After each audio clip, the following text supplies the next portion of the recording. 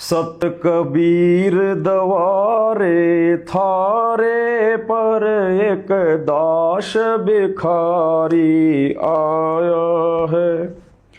सत कबीर दवारे थारे पर एक दास भिखारी आया है।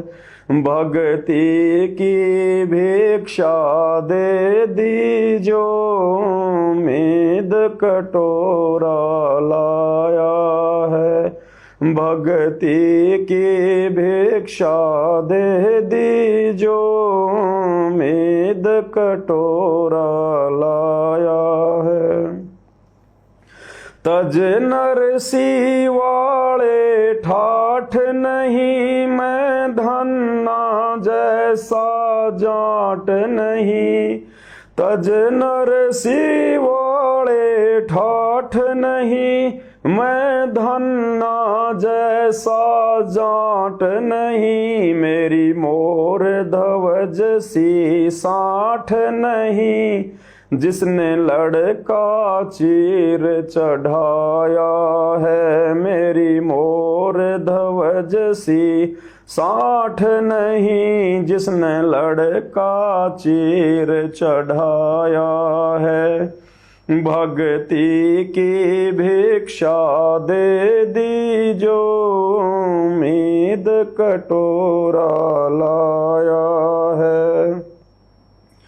शेख फरीद जैसा तप नहीं मेरा वाल्मीक जैसा जप नहीं। शेख फरीद जैसा तप नहीं मेरा वाल्मीक जैसा जप नहीं। मंसूर सियानल हक नहीं जिसने टुकड़े शरीर कराया है। मंसूर सियानल हक नहीं जिसने टुकड़े शरीर कराया है। भक्ति की भिक्षा दे दीजो मेद कटोरा लाया है। भक्ति की भिक्षा दे दीजो मेद कटोरा लाया है। दूरू जैसी आश नहीं प्रहलाद जैसा विश्वास नहीं। दूरू जैसी आश नहीं प्रहलाद जैसा विश्वास नहीं। मेरा मीरा जैसा रास नहीं जिसने रो और नाच रिझाया है। मेरा मीरा जैसा रास नहीं जिसने रो और नाच रिझाया है। भक्ति की भिक्षा दे दीजो मेद कटोरा लाया है। भक्ति की भिक्षा दे दीजो मेद कटोरा लाया है। रंका बंका जैसा त्याग नहीं मेरा बाजीद जैसा वैराग नहीं। रंका बंका जैसा त्याग नहीं मेरा बाजीद जैसा वैराग नहीं। मेरा कर्मा जैसा भाग नहीं जिसका आण खींचड़ा खाया है। मेरा कर्मा जैसा भाग नहीं जिसका आण खींचड़ा खाया है। भक्ति की भिक्षा दे दीजो मेद कटोरा लाया है। भक्ति की भिक्षा दे दीजो मेद कटोरा। अब देखो और भाई और बहनों, ये ना सोचना जैसा शब्द में लिखा है परमात्मा ने कि मेरा कर्म जैसा भाग नहीं जिसका आण खींचड़ा खाया है। आप और हमारा भाग तो लाख और हजार कर्माओं से ज्यादा पावरफुल है। कर्माबाई तो कुछ भी नहीं है। कर्माबाई को तो केवल परमात्मा ने उस पत्थर के रूप में दर्शन दिए, अपने हाथ आगे करके खिचड़ा खा लिया। आप और हमें तो भगवान ने, कबीर देव ने ओरिजिनल रूप में आकर दर्शन दे रखे हैं। कर्माबाई को भगवान ने अपनी शरण में नहीं लिया उसका गुरु बन के। आज आप और हमें गुरुदेव ने अपनी शरण में ले लिया। तो आप और हमारा भाग्य तो इन तमाम आत्माओं से लाखों गुना ज्यादा बढ़ के है। ये जितनी भी आत्माएं जिनका यहां जिक्र हो रहा है, इनको परमेश्वर ने कलयुग की पिछली पीढ़ी में शरण में नहीं लिया। आप और हमें गुरुदेव ने कलयुग की पिछली पीढ़ी में जन्म दिया, अपनी शरण में लिया इस मोक्ष के समय। इनको तो न जाने और कितने कितने जन्म लेने पड़ेंगे। तो भाग्य की तुलना में तो आप और हम उनसे कहीं ज्यादा हैं। यह तो केवल इसलिए कहा जा रहा कि भगत अपने आप को अधीन समझे कि परमात्मा मैं तो नरसी जैसा सेठ नहीं हूं जो आपके चरणों में अपनी संपत्ति में लुटा दूं। मैं तो वैसे ही भिखारी हूं परमात्मा। हे मालिक मैं तो धन्ना जैसा जाट नहीं हूं। मेरे तो अभी उसके जैसे इतने भाव नहीं है कि बीज को भी मैं बांट दूं आपके ऊपर विश्वास करके। तो ये जो कथाएं हैं, ये जो शब्द हैं, ये हमें अधीन बनाते हैं कि हमने इस प्रकार से अपने भगवान से, अपने गुरु से याचना करनी चाहिए। तब गुरुदेव भगवान प्रसन्न होकर कि मेरा भगत अपने आप को भिखारी समझ रहा है, तब गुरु भगवान दया करेगा। गुरु समान दाता नहीं, याचक शिष्य समान, तीन लोक की संपदा शो गुरु दीनी दान। तब गुरु दया करेगा आधीन देखकर। अन्यथा भाग्य की तुलना में तो आप और हमारे से बढ़कर ब्रह्मा विष्णु महेश भी नहीं है। विदुर विदुराणी जैसा सम्मान नहीं, मैं सम्मान जैसा यजमान नहीं। विदुर विदुराणी जैसा सम्मान नहीं, मैं सम्मान जैसा यजमान नहीं। और सेवूं जो कुर्बान नहीं, जिसने शीस तो लेके लाया है। और सेवूं जो कुर्बान नहीं, जिसने शीस तो लेके लाया है। भक्ति की भिक्षा दे दी जो उम्मीद कटोरा लाया है। भक्ति की भिक्षा दे दी जो उम्मीद कटोरा लाया। अब देखो एक छोटा सा प्रसंग दास को याद आ गया परमात्मा के सत्संग का। विदुर विदुरानी जैसा सम्मान नहीं। भाई और बहनों, प्रत्येक शब्द में गहरी शिक्षा है। वीडियो लंबा हो जाएगा इसलिए शॉर्ट में चलेंगे। आज वर्तमान में साथ संगति से जोड़कर जिस कदर परमात्मा आप और हमसे संघर्ष भी करवा रहे हैं और संघर्ष करने की हिम्मत भी दे रहे हैं, हमसे मर्यादा भी निभा रहे हैं, हमसे भक्ति भी करवा रहे हैं, और इतनी आध्यात्मिक क्रियाएं अगर किसी अन्य व्यक्ति से कहो तो वो व्यक्ति ये कहेगा, भाई साहब अगर तू मुझे महीने का ₹1,00,000 दे और कहे कि तू तेरे गुरु को 3 समय भोग लगा, तेरे गुरु की आरती उतार, तीनों समय की आरती कर, ऐसे तूने वो सत्संग सुनने हैं, ये मर्यादा हैं, वो कहेगा भाई साहब हाथ जोड़ूं मैं, तू ₹1,00,000 महीने का देगा तो भी मैं ये क्रिया नहीं कर सकता। और आप और हमसे गुरु जी करवा रहे हैं, केवल सत्सेवकों से, अन्य से नहीं, आश्रम वालों से नहीं। अब आने वाले समय में क्या होगा भाई और बहनों, इसके प्रतिफल में परमात्मा जो प्रसन्नता आप और हमसे जाहिर करेंगे, जितना प्यार परमेश्वर आने वाले समय में हिसार जेल से आने के बाद आप और हमसे करेंगे, जितना जल्दी सतलोक जाने की लिस्ट में नंबर आप और हमारा आएगा, उन आश्रम वालों का नहीं आएगा। क्योंकि उस समय तो परमात्मा कह देंगे भाई अब तो वो बात ही गई, अरे अब तो मेरे को बाहर देखकर इस महाविनाश के समय के बाद में और कोई है ही नहीं मेरे अलावा। अब तो मजबूरी में आ रहे हो, तुम मजबूरी में मुझे भगवान मान रहे हो। उस समय मानते जब सत्सेवक तुम्हारी गाड़ियां खा खा के, तुम्हारे मुकदमे झेल के, तुम्हारी मार पिटाई खा खा कर और मुझे परमात्मा मान रहे थे। अब तो वो बात ही गई, अब वो समय नहीं आएगा युगों युगों। फिर कभी कलयुग की पिछली पीढ़ी आएगी तब देखेंगे।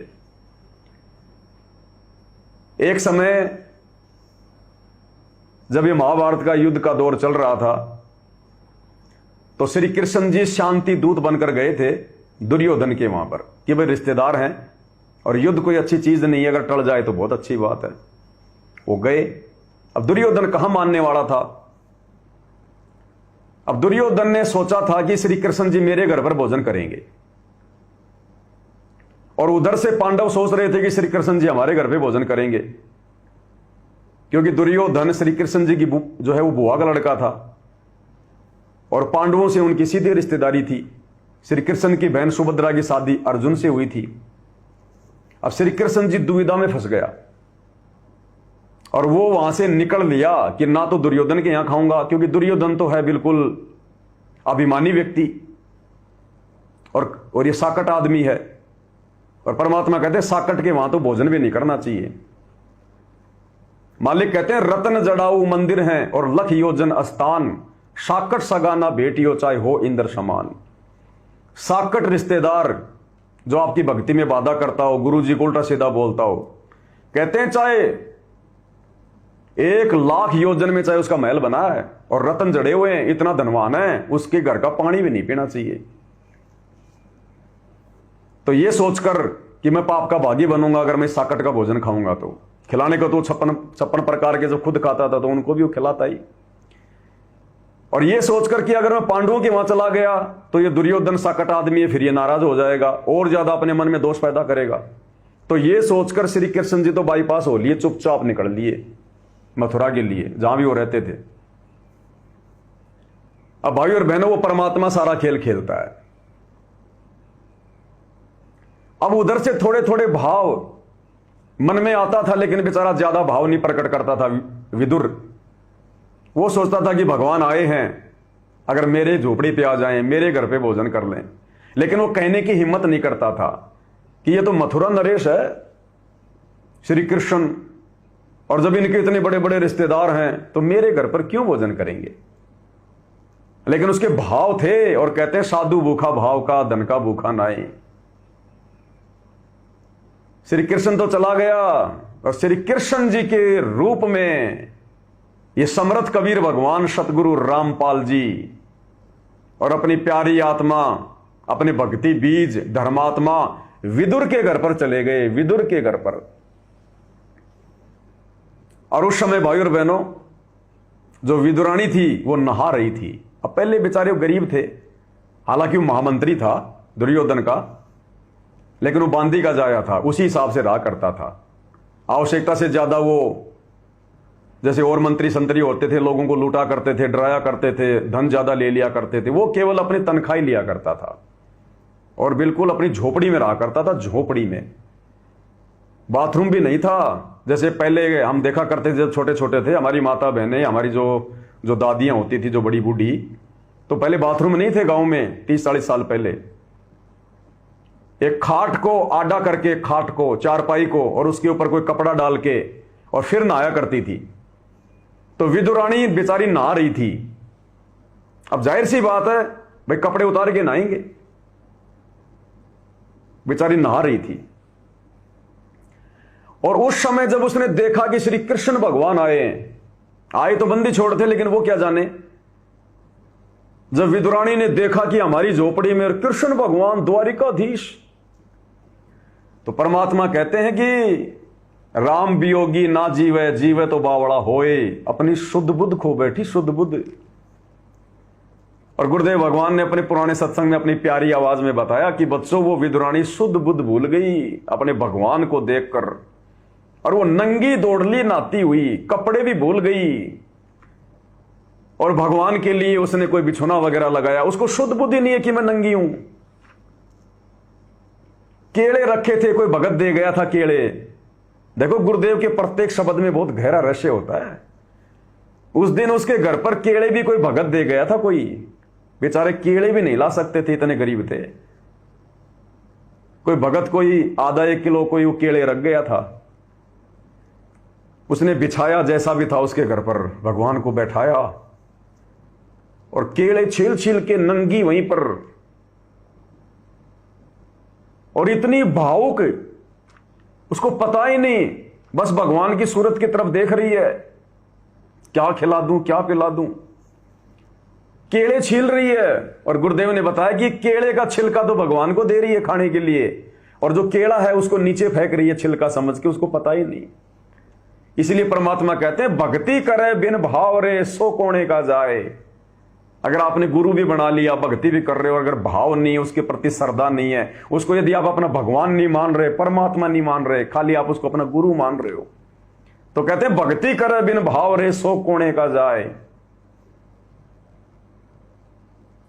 और दुर्योधन के ठाठ बार छोड़कर उसके घर पे परमात्मा भोजन करने चले गए।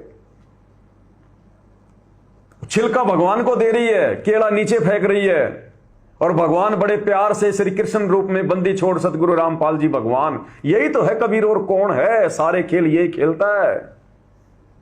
सारे खेल हमने किए, हमसे मिले सो निश्चय जिए। परमात्मा छिलके खा रहे हैं बड़े प्रेम से गुरुदेव भगवान। इतने में विदुर आ जाता है, और विदुर ने देखा कि ये तो नंगी होके बैठी है। उसको डांटा, उसको धमकाया कि तेरे को शुद्ध बुद्धि भी नहीं है, तेरे कपड़े भी नहीं है तेरे शरीर पर, और ये क्या कर रही है तू। तब उसकी सुरती वापस आई विदुरानी की, और देखा मैं तो नंगी हूं। बेचारी दौड़ के गई, अपने कपड़े वपड़े पहने, और फिर उसकी जगह पर बैठ गए विदुर जी। और विदुर जी बोले भगवान इसकी बातों का बुरा मत मानना, इसको अकल नहीं है। भगवान ये भोली है, इसको समझ नहीं है, इसको इतनी भी अकल नहीं है। केले नीचे फेंक रही है और छिलके भगवान को खिला रही है। और विदुर ने फिर क्या किया, छिलका फेंक के केला भगवान को देना चाहा, और कहा कि भगवान लो खाइए। भगवान ने वो केला खाया, गुरुदेव भगवान ने। और विदुर ने कहा कि भगवान अब आया ना मजा, वो तो छिलके खिला रही थी। तो कृष्ण रूप में सतगुरु रामपाल जी भगवान ने कहा कि विदुर अब वो मजा नहीं है, जो मजा उन छिलकों में था वो मजा अब तेरे केलों में नहीं है। भाई वो तो बात ही कुछ और थी, वो तो समय चला गया। तो भाई और बहनों, जो बात वर्तमान में गुरुदेव के रहते सहते उनको परमात्मा मान के पूजना, गीता 3 अध्याय 13 के अनुसार उनको भोग लगाना, उनकी आरती उतारना, गुरु को ही परमात्मा के रूप में मानना, मर्यादाओं में रह के भक्ति करना, जो बात भाई और बहनों आज है गुरुदेव भगवान के आने के बाद नहीं होगी। चाहे आप कितने बड़े परम भगत बन लेना, आप कितनी मर्यादा निभा लेना, आप कुछ भी कर लेना, अपना सब कुछ भगवान को बेच बाच के समर्पित कर देना, लेकिन जो बात आज है उनकी भक्ति में, मर्यादाओं के साथ करने में, उनको परमात्मा मानने में, आने वाले समय में नहीं। उस समय तो दुनिया ही परमात्मा मानेगी, दुनिया ही। भाई और बहनों, एक एक शब्द में बहुत गहरी गहरी कथाएं हैं, बहुत गहरी गहरी। तो श्री कृष्ण रूप में और विदुर के घर पर भोजन खाने के लिए ये कबीर भगवान, सारी सृष्टि का मालिक, ये गया था उस समय। द्रौपदी सुता के चीर बढ़ाया, नरसी के भरा भात जी। द्रौपदी सुता के चीर बढ़ाया, नरसी के भरा भात जी। क्योंकि परमात्मा की महिमा चल रही है, श्री कृष्ण जी की नहीं चल रही। तो जो द्रौपदी का जो चीर बढ़ाया था वो किसने बढ़ाया? कबीर भगवान सतगुरु रामपाल जी ने। निमित्त श्री कृष्ण जी को बनाया भले, लेकिन बढ़ाया किसने? कबीर भगवान ने। तो ये उनकी महिमा हो रही है। और नरसी के भरा भात जी, तो नरसी का भात किसने भरा था? इसी कबीर भगवान सतगुरु रामपाल जी ने, श्री कृष्ण जी ने नहीं भरा। इसी प्रकार द्रौपदी सुता के चीर बढ़ाया, नरसी के भरा भात जी। द्रौपदी सुता के चीर बढ़ाया, नरसी के भरा भात जी। दुर्योधन की मेवा त्यागी, साग विदुर घर खात जी। दुर्योधन की मेवा त्यागी, साग विदुर घर खात जी। बन आए कृष्ण मुरारी, जय बोलो बंदी छोड़ किए बन आए कृष्ण मुरारी, जय बोलो बंदी छोड़ किए तुम मिलकर संगत सारी। बनाए कृष्ण मुरारी, श्री कृष्ण जी का रूप बना के, यही कबीर भगवान सतगुरु रामपाल जी, और उन्होंने वहां पर ये लीला की परमात्मा ने।